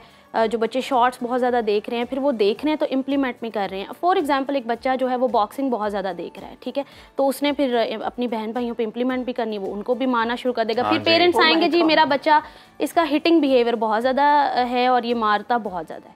सो वो स्क्रीन से जो बच्चे देख रहे हैं ना वो इम्प्लीमेंट भी कर रहे हैं। अच्छा, अब किस तरह से इनको इस आदत से हटाया जाए? अच्छा, इसमें सबसे पहली चीज़ अगर हम एक सोल्यूशन की तरफ जाते हैं तो सोल्यूशन ये है कि हम बच्चों को चेंज करने से पहले ना पेरेंट्स को चेंज होने की ज़रूरत है। सबसे पहले पेरेंट्स ये एक चीज़ डिसाइड कर लें कि मैंने इतना टाइम अपने बच्चे को देना है। अगर बच्चे ने इतना टाइम स्क्रीन यूज़ करनी है तो इतना टाइम यूज़ करना। सही। तो वो एक टाइम लिमिट बना लें, ठीक है, बच्चे का टाइम टेबल बनाएं। अब बहुत सारी और एक्टिविटीज़ हैं और बहुत सारे क्लब्स ओपन हो चुके हैं। स्विमिंग के लिए भी बच्चों को है, आउटडोर एक्टिविटीज़ के लिए बहुत ज़्यादा क्लब्स ओपन हो चुके हुए हैं अब तो वो अब ये तो पेरेंट्स को इनिशिएटिव लेना है ना कि वो लेके जाना है उन्होंने। ये कई दफ़ा तो बड़े महंगे क्लब्स होते हैं और हर बंदा अफोर्ड भी नहीं कर पाता है। पेरेंट्स तो आजकल जो हालात हैं इतनी मुश्किल से किसी अच्छे स्कूल की फीस अफोर्ड कर पा रहे हैं, तो उसके बाद आउटडोर एक्टिविटीज़ के क्लब उसमें देखें ना वो पेरेंट्स घर में भी तो कर सकते हैं। अब जैसे स्विमिंग पूल्स मिल जाते हैं तो वो तो बच्चे को अपने घर में भी तो खुद से भी तो उनके साथ एक्टिविटीज कर सकते हैं, वो जो अफोर्ड कर सकते हैं वो वहाँ चले जाएं। गेम्स की तरफ आप लाना चाह रही हैं? फिजिकल गेम्स होनी चाहिए। अब आप ज़्यादातर देखें तो हमारे बच्चे कह रहे होते हैं कि मैं थक गया हूँ, वो एक टायर्डनेस की बहुत ज़्यादा उनके होती है कंप्लेन कि मैं थक गया। अब वो थक क्यों गया है? क्योंकि वो लेटा हुआ है, ठीक है, उठा है, उठते साथ उसने लेट के मोबाइल यूज़ करना है। अब वो उठ के बैठा भी है, चले वो टीथ ब्रश कराया और आते साथ ही उसको मामा ने खाना दिया तो वो ऐसे ही बैठ के और वो ऐसे बैठ के खाना खा रहा है, तो उसका पोस्चर कंप्रोमाइज हो गया, ठीक है, और उसके बाद वो उसको टायर्डनेस भी बहुत ज़्यादा होगी। और ये है कि बच्चे जो है ना हाइपर एक्टिव बहुत ज़्यादा हो रहे हैं, तो उससे बचने के लिए भी माँ बाप जो है वो दे देते हैं आईपैड पकड़ लो, ये पकड़ लो, टैब ले लो, फ़ोन ले लो, बस मेरी जान छोड़ो। अच्छा, हाइपर एक्टिवनेस की जहाँ तक बात है, हाइपर एक्टिवनेस पे अगर हम बच्चे की डाइट के ऊपर भी काम कर लें, ठीक है, अगर हम बच्चों को केले देना बंद कर दें, चावल बहुत ज़्यादा ना खाएं। कुछ पेरेंट्स कहते हैं कि हमारे घर में रोज़ाना शाम को चावल बनते हैं, तो चावल ना दें, वाइट शुगर का इस्तेमाल कम कर दें, तो हाइपर एक्टिवनेस उससे भी कम हो जाती है, डाइट से भी। और जो है कि फिर आप बच्चे को डिफरेंट फिजिकल एक्टिविटीज़, अब बच्चे जो ADHD के होते हैं, हाइपर एक्टिव होते हैं, उनको ऑक्यूपेशनल थेरेपिस्ट के पास भेजा जाता है, तो वो भी बच्चों के साथ फिजिकल एक्टिविटीज़ में ज़्यादा उन बच्चों को करते हैं, तो जैसे अब छोटे छोटे से खुल गए हुए हैं इस तरह के प्ले एरियाज, जैसे हमटी डम्टी फॉर एग्जांपल है, वो ट्रैम्पोलिन पे लेके जाएं, उनको वहाँ पे जंपिंग करवाएं, इस तरह के बहुत छोटे छोटे आपने स्टार्ट में कहा कि हाँ स्पीकिंग स्किल्स सिखाई जाती हैं, जो बच्चे बोलने में मसला होता है उनके लिए क्या करना चाहिए? माँ को, बाप को, पेरेंट्स को स्पेसिफिकली घर में क्या ट्रेनिंग देनी चाहिए? अच्छा, जहाँ पे स्पीकिंग का आ रहा है कि हमारे जैसे पेरेंट्स हमें ज़्यादातर कहते हैं कि मेरे बच्चे को ABC भी आती है, 1-2 भी आती है, वो सब अल्फ़ाबेट्स, नंबर्स और फ्रूट्स भी आ रहे हैं, वेजिटेबल्स भी आ रहे हैं, क्योंकि उन्होंने स्क्रीन से देखा और उन्होंने वो चीज़ सीखी। यहाँ पे मैं पेरेंट्स से रिक्वेस्ट करूँगी, अगर बच्चे ने स्क्रीन पे वो देख के चीज़ें सारी सीख ली तो आप लोग छोटे बच्चे को ही, जब आपका बच्चा आपको लगता है कि ये अब कम्युनिकेशन की तरफ आ रहा है, तो आप उसके साथ छोटे छोटे अल्फाज स्टार्ट कर दें। अगर बेटे आपको कोई चीज़ चाहिए, से गिव मी, ठीक है, take it, open the door, अगर आपको डोर ओपन करवाना है से ओपन द डोर, उसके साथ जाएं, एक्शन करें, ठीक है। मॉडलिंग टेक्निक यही होती है ना, अपने बच्चे के साथ करके देखनी है। अब वो आप बच्चे को लेके जाएं एंड उसे कहें कि now say to mama open the door, वो ओपन द डोर कहेगा तो आपने दरवाज़ा खोल देना है। शट द डोर, अब थेरेपिस्ट के पास जा रहे हैं स्पीच थेरेपी के लिए, तो वो बच्चे को फंक्शनल कर रही है ना उसकी स्पीच थेरेपी, ताकि वो अल्फाज को समझे और बोले। जी, अगर बच्चे स्क्रीन से देख के इतना कुछ सीख रहे हैं तो वो जो रोज़ाना के जो अल्फाज, जो कम्युनिकेशन, जो ज़्यादा प्रॉब्लम आ रही है ना, वांट्स एंड नीड्स नहीं बता पा रहे। और डॉक्टर साहब, आप एक हेल्दी स्क्रीन टाइम कितना होना चाहिए ये भी बता दीजिए। और दूसरा ये भी कि यंगस्टर्स आजकल बहुत ज़्यादा जो टिकटॉक्स बनाते हैं, रील्स का एक ट्रेंड चला हुआ है, तो वो फिर उसकी वजह से स्क्रीन टाइम भी बढ़ जाता है, तो उसमें बहुत ज़्यादा इन्वॉल्वमेंट है, वो किस हद तक आप करें तो हेल्दी है और करें तो डेंजरस हो जाएगा? अच्छा, अब किसी भी चीज़ की ज़्यादती है, किसी भी चीज़ की ज़िंदगी में ज़्यादती इंसान को जो है ना मेंटल और फिज़िकली उसमें प्रॉब्लम आ जाती है। उसमें बच्चे के लिए आप दिन के अंदर अगर तो बहुत बिहेवियरल इश्यूज़ हैं, उसके स्पीच इशू हैं, तो 1 घंटा सिलेक्ट करें। फिर 1 घंटा भी कैसे देना है, 15-15 मिनट करके या 10-10 मिनट करके एज अ रीइंफोर्सर आप बच्चे को दे रहे हैं। और अगर बच्चा जो है वो नॉर्मल है तो फिर आप उसको 2 आवर्स दे दें, और वो भी उसके अंदर डिवाइड किया हो कि आपने इतने मिनट के लिए ये देखना है। अब वो पेरेंट्स के लिए मिनट डिसाइड करना मुश्किल हो जाएगा वहाँ पे, तो वो खुद से ही एक अंदाज़ा लगा ले कि ये शो है, उनको पता होगा ये शो 15 मिनट का, या ये शो 5 मिनट का, ये शो 10 मिनट का, तो वो शोज़ ऑफर कर दे कि आपने ये सिलेक्टिव शोज़ बस ये समझना होगा कि आपके लिए कितना हेल्दी है ये सारा कुछ। और माँ बाप को तो खासतौर पर बच्चे की हैबिट का पता होता है। बहुत शुक्रिया आपका डॉक्टर अनहा कंवल साहिबा, आपने बहुत ज़बरदस्त ट्रिक्स एंड टिप्स बताई किस तरह से हम अपने बच्चों को बेहतर और प्रोडक्टिव चीज़ें सिखा सकते। प्रोग्राम में आगे बढ़ेंगे, बात करेंगे जदीद उलूम के हवाले से। तो अल्लाह ताला ने इंसान को बेशुमार सलाहियतों से नवाजा है, जिनका इस्तेमाल करते हुए इंसान आज इतना आगे निकल चुका है कि इसने दुनिया समेट कर अपनी उंगली के नीचे ला कर रख दी है। इस जदीद टेक्नोलॉजी के दौर में नित नई ईजादात सामने आ रही हैं जिनको देखकर इंसानी अकल दंग रह जाती है, मगर अहद नबी सल्लल्लाहु अलैहि वसल्लम में भी जदीद उलूम को भी खुसूसी अहमियत दी जाती थी और इसकी हौसला अफजाई की जाती थी। यही वजह है कि मुसलमानों ने जदीद उलूम के बायस दुनिया पर हुक्मरानी की और अपनी सलाहियतों का लोहा मनवाया। तो इसी पर बात करने के लिए हमें ज्वाइन किया है, सीरत स्कॉलर है जनाब डॉक्टर तारिक शिरदार साहब। कैसे हैं आप? अल्लाह का करम एहसान।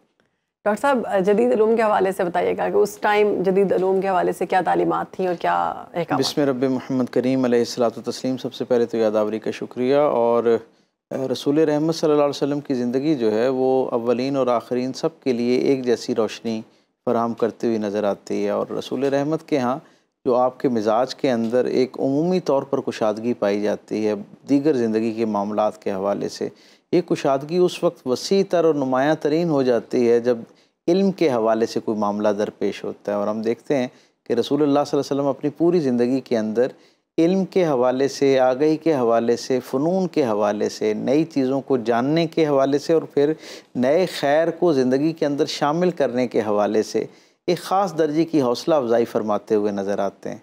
आप ये देखिए ना कि इल्म के साथ रसूलुल्लाह सल्लल्लाहु अलैहि वसल्लम की वाबस्तगी का आलम ये है और हुज़ूर की ज़िंदगी में इसकी अहमियत ये है कि वो हस्ती जो बतौर सिपहसालार भी बेमिसल और बेमिसाल है, बतौर शौहर भी बेमिसल और बेमिसाल है, बतौर नबी जो है वो भी बेमिसल और बेमिसाल है। ज़िंदगी के हर शोबे के अंदर अपना एक मिसालिया जो है वो कायम करके जाने वाली हस्ती है। ऐसी ज़िंदगी जिसे अल्लाह दुनिया भर के सारे इंसानों के लिए हिदायत कामिला और एक कामिल ज़िंदगी के तौर पर मुतारिफ़ करवाता है। वो रसूल जिसके इतने सारे तारुफ़ हैं और इतनी सारी हैसियतों में बेमिसल और बेमिसाल तारुफ़ हैं, वो अपना तारुफ़ ये करवाते हुए नज़र आते हैं कि मैं मुअल्लिम बना कर भेजा गया। यानी हुजूर अपनी शख्सियत की निस्बत से ख़ुद ये पैगाम गोया पहुँचा रहे हैं कि इल्म के साथ जो उनकी वाबस्तगी और निस्बत है, मेरे करीम रसूल सल्लल्लाहु अलैहि वसल्लम अपना तारुफ़ उसकी निस्बत से करवाना पसंद करते हैं। तो इससे अंदाज़ा होता है, दुनिया के सारे माहिरीन नफ्सियात ये बताते हैं कि आदमी अब मुख्तलिफ़ शोबों में खूबियाँ रखने के बावजूद जिस शोबे में उसका अपना सबसे बढ़कर लगाव होता है और जिस शोबे को वो अपनी निस्बत से सबसे बेहतर शोबा तस्वर करता है, उसमें अपना तारुफ़ करवाता है। अल्लाह के रसूल सल्लल्लाहु अलैहि वसल्लम अल्लाह के आखिरी नबी होने के बावजूद अपना तारुफ़ जो है वो मुअल्लिम बनाकर भेजे जाने की निस्बत से कर रहे हैं। और इससे अंदाज़ा होता है कि इल्म के साथ रसूलुल्लाह सल्लल्लाहु अलैहि वसल्लम की क्या यानी मोहब्बत है और इल्म की हुजूर की ज़िंदगी और निगाह में क्या अहमियत है। यही बात हमें हुजूर की पूरी ज़िंदगी में नज़र आती है कि जहाँ जहाँ इल्म के हवाले से कोई नया इम्कान पैदा होता है, रसूलुल्लाह सल्लल्लाहु अलैहि वसल्लम उस ज़माने के सारे सोशल टैबूज़ को एड्रेस करते हुए वो जो एक समाजी इल्लतें और एक हर ज़माने के अंदर कुछ खौफ हायल हो चुके होते हैं, कुछ दीवारें खड़ी हो चुकी होती हैं, उन सब को नज़रअंदाज करते हुए उस नए इल्म की, नए फ़न की जो है वो हौसला अफजाई करते हुए नज़र आते हैं। आप ये देखें ना कि रसूलुल्लाह सल्लल्लाहु अलैहि वसल्लम का मामूल तो ये है कि पहली जंग होती है, जंग बदर है, और हम तक खबर पहुँचती है कि जब कैदी आ जाते हैं तो रसूलुल्लाह सल्लल्लाहु अलैहि वसल्लम फ़िदिये के बाद, हमने अक्सर पढ़ रखा है, सीरत निगारों ने लिखा कि फ़िदिये के बाद जो दूसरी रुख्सत लोगों को दी गई जान बख्शी के लिए वो क्या थी कि हमारे 10 बच्चों को पढ़ना लिखना सिखा दें। यहाँ एक बात आपके सामीन और नाजरीन के सुपुर्द करना बहुत ज़रूरी समझता हूँ। डॉक्टर ताहा यासीन इस्माइल एक बहुत बड़े सीरत निगार हैं और माजी करीब में जो बहुत मोतबर नाम है उनमें से एक मिस्र के स्कॉलर हैं, और उन्होंने बड़ी कमाल बात अपनी तहकीक के साथ लिखी। वो कहते हैं रसूलुल्लाह सल्लल्लाहु अलैहि वसल्लम ने कैदियों को फ़िदिया जो था, फ़िदिया दे के आज़ादी हासिल करने का जो ऑप्शन था वो दूसरे नंबर पर दिया, पहले नंबर पर बच्चों को पढ़ाने का ऑप्शन दिया। तो वो रियासत जिसे अभी बहुत माली मसाइल का सामना था और बड़े चैलेंजेस थे, वहाँ हुजूर की प्रायोरिटी क्या है कि हमारे बच्चों को पढ़ाया जाए। एक तो ये बात। दूसरी बात इससे भी ज़्यादा दिलचस्प है, वो ये है कि अल्लाह के रसूल मुशरिकीन मक्का को क्या कह रहे हैं, हमारे बच्चों को पढ़ाएं। आप तसव्वुर करें कि क्या उन बच्चों को दीन तो यकीनन उन्होंने नहीं पढ़ाना था, क्योंकि दीन तो अहले मदीना के पास था जहाँ रसूलुल्लाह सल्लल्लाहु अलैहि वसल्लम मौजूद थे। तो वो जो मुशरिकीन थे, वो जो कुफार थे, उनसे फिर क्या पढ़ा जा रहा था, उन्होंने बच्चों को क्या सिखाना था। तो उर्फ़े आम में जिसे हम दुनियावी इल्म कहते हैं, उसके हवाले से रसूलुल्लाह सल्लल्लाहु अलैहि वसल्लम ने उनको ये तरगीब दिलाई कि आप हमारे बच्चों को अगर लिखना पढ़ना सिखा दें, दुनियावी तालीम सिखा दें, तो हम इसके बदले आपकी जो है वो आज़ादी का परवाना आपको जारी कर देंगे। और फिर तारीख़ बताती है कि वो दुश्मन जो हुजूर पर हमला आवर हुए थे और हुजूर के साथियों पर हमला आवर हुए थे, जब कैदी बनाकर मस्जिद नबी के अंदर आए और उनके बच्चों को यानी इस तस्फिया हुआ, बच्चों को पढ़ाना शुरू कर दिया, तो अल्लाह के रसूल सल्लल्लाहु अलैहि वसल्लम ने जिस दिन ये मामला मुकम्मल हो गया, बच्चों ने लिखना पढ़ना सीख लिया, तो हुजूर ने बच्चों के वालिदैन को बुलाया और कहा कि देखो, जब ये हम पर हमला आवर थे, हमारे दुश्मन थे, जब कैदी हो गए, हम इन पर काबू पा बैठे, तो ये हमारे कैदी हो गए। कहा जब ये मदीना के अंदर हमारे साथ यहाँ आ गए तो ये कैदी नहीं रहे, हमारे मेहमान हो गए। लेकिन जब इन्होंने तुम्हारे बच्चों को पढ़ाना शुरू कर दिया ना, तो अब ये मेहमान भी नहीं रहे, बल्कि मेहमान होने के साथ साथ तुम्हारे मोहसिन हो गए। और हुजूर ने फरमाया इनके साथ इनको रुखसत करते वक्त इस अंदाज में रुखसत करो जैसे अपने मोहसिनीन को रुखसत किया जाता है। यानी इससे अंदाज़ा लगाया। और फिर हुजूर ने हुक्म दिया कि इनको तहाइफ के साथ मदीने की सरहद तक छोड़ने के लिए जाया जाए, ताकि दुनिया में आने वाले बाद के जो लोगों ने इल्म हो कि ये दीन जो है अपने मुआशरे के अंदर असातिज़ा की किस दर्जे पर, इल्म के साथ वाबस्ता, इल्म पहुँचाने वाले, सिखाने वाले लोगों की किस आला दर्जे पर इज़्ज़त अफजाई करता हुआ नज़र आता। और फिर हुजूर का अपना मामूल ये था, ये बड़ी दिलचस्प बात है कि जब हुजूर ने इंसानी तारीख़ का पहला टैक्स फ्री जोन कायम किया ना, तो मदीने के बिल्कुल नवाह में, बिल्कुल कुर्ब में एक ऐसा मकाम बनाया जहाँ पर बैनुल-अक़वामी एक तरह की मंडी कायम की और मुख्तलिफ़ कबाइल से लोग आते। तो हुजूर ने 2 असहाब की ज़िम्मेदारी लगा रखी थी कि आपने वहाँ जाना है और देखना है कि जो दूसरे कबाइल से लोग आए हैं उनमें से कोई आदमी किसी ख़ास शोबे फ़न में या शोबे इल्म के अंदर नामवर आदमी तो नहीं है। अगर वो अपने शोबे में नामवर आदमी, यानी किसी भी एक इल्म का जो एक डिसिप्लिन है उसमें अगर उसकी कोई शोहरत मौजूद है, तो उसे मेरी तरफ से ज़ियाफ़त की दावत देनी है, उसके दीन को, उसके अकीदे को देखे बगैर। अल्लाह के रसूल सल्लल्लाहु अलैहि वसल्लम उसके मेज़बान बनते, उसे मस्जिद नबी बुलाया जाता, हुजूर ज़ियाफ़त का खाने का एहतमाम करते और उससे पहले सारे असहाब को इकट्ठा करते और उसे मेहमान को अपने साथ अपनी मसनद पर बिठाते और उससे कहते कि तुम जो जिस शोबा इल्म में तुम्हारी महारत है उसके हवाले से मेरे ये जो बस्ती के रहने वाले लोग हैं इनके साथ मुकालमा करो। और ख़ुद सरकार दो आलम सल्लल्लाहु अलैहि वसल्लम जो हैं अपने असहाब में जाके बैठ जाते और उस आदमी को गुफ्तगू का मौका देते और फिर उसकी गुफ्तगू में जो खैर निकलता उस पर सवालात करते और हुजूर ख़ुद इस सवालात जवाबात की नशिस्त में शरीक होते और फिर जो वहाँ से गुफ्तगू के ज़रिए इल्म पहुँचता रसूलुल्लाह सल्लल्लाहु अलैहि वसल्लम उसको फिर असहाब के दरमियान जिसका ज़्यादा ज़ौक़ होता उस ख़ास शोबा इल्म पे उसके ज़िम्मे लगाते कि आप इस पर मज़ीद तहक़ीक़ करें। ख़ुद सरकार दो आलम सल्लल्लाहु अलैहि वसल्लम ने मदीना के अंदर रहते हुए 36 से ज़ायद जो हैं वो इस तरह के शोबाजात कायम किए जो उलूम और फ़नून के साथ वाबस्ता थे और असहाब को बाकायदा तौर पर बाज़ाब्ता तौर पर सरकार दो आलम सल्लल्लाहु अलैहि वसल्लम की तरफ से हिदायतनामा जारी होता कि तुम्हारा बुनियादी शोबा जो है जिसमें ज़ौक़ तुम्हारा है वो इस ख़ास शोबा इल्म के अंदर है, ये इसके हवाले से फ़लाँ कबीला जो है वो बड़ी शोहरत रखता है तो तुम वहाँ जाओ उस कबीले में कुछ वक्त गुजारो और वहाँ से खैर सीख कर आओ और वो जो इल्म है वो लेकर वापस आओ और फिर यहाँ आके जो मकामी लोग हैं उनके साथ उसको शेयर करो। डॉक्टर साहब इतनी बेहतरीन मिसाल हजूर सल्लल्लाहु अलैहि वसल्लम ने अपने दौर के अंदर सेट की और फिर अब ये है कि जिस नबी के हम मानने वाले हैं हमारी माशरे में इतनी अदम बर्दाश्त क्यों है? क्योंकि हमारे यहाँ तालीमी इदारों में जिस तरह के वाक़यात रोनुमा होते हैं आपकी नज़रों से भी गुजरे होंगे कि इल्म सीखने के बजाय उस्ताद के हम उनके बुनियादी जो अकायद हैं मजहबी जो अकायद हैं उनको डिस्कस करना शुरू कर देते हैं। आप इस बात से अंदाज़ा लगा उसका सबब क्या? उसकी वजह यह है कि जब मुआशरे के अंदर इल्म और इल्म से वाबस्ता शख्सियात जो हैं उनकी अहमियत ख़त्म होना शुरू हो जाती है तो फिर इस तरह के मसाइल पैदा होते हैं। जनाब अली करमुल्लाह वजहुल करीम का फरमाने ज़ीशान आप फरमाते हैं कि जिस शख्स ने मुझे एक लफ्ज़ भी पढ़ाया मेरा आका है। उसने मुझे हमेशा के लिए अपना गुलाम बना लिया, वो मेरा आका है, मेरा मालिक है। गोया यानी मैं इस दर्जे पे उसका एहसानमंद हूँ जैसे एक गुलाम अपने आका का एहसानमंद हुआ करता है। हमारी रिवायत तो ये थी कि इल्म से वाबस्ता इल्म देने वाली शख्सियत का इस दर्जे पर मुआशरे के अंदर एहतराम पाया जाना था, लेकिन जब वो इल्म जो है वो एक कमर्शलिज्म का हिस्सा बनना शुरू होता है और फिर इल्म के अंदर से जो खैर हम तक पहुंच रहा होता है जब हम उससे इस्तेफादा करने के हवाले से नहीं उसके साथ जोड़ रहे होते तो फिर मुआशरे के अंदर इस तरह की मिसालें हमें देखने को मिल रही होती हैं। बहुत शुक्रिया आपके वक्त का। माजरत के साथ हमारे प्रोग्राम का जो वक्त है वो ख़त्म हो चुका हुआ है। तो नाज़रीन आज के लिए मुझे शहरबानों को इजाज़त दें, कल दोबारा आपकी खिदमत में हाजिर होंगे, तब तक अपना और अपने प्यारों का ख्याल रखिए। अल्लाह हाफ़िज़।